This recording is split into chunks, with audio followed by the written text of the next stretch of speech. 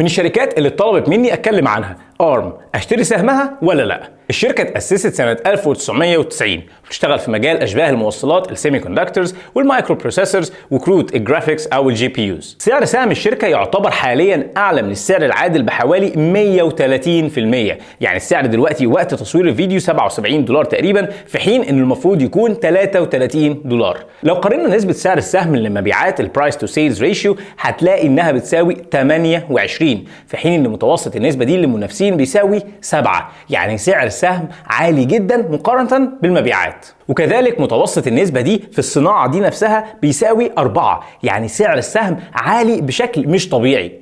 طب هل المبيعات متوقع انها تزيد؟ الحقيقة المبيعات في الربع اللي فات وصلت ل 2.8 مليار دولار، ومتوقع انها توصل ل 4.4 مليار في 2026، يعني حوالي 60% زيادة، في حين ان الارباح متوقع تزيد من 180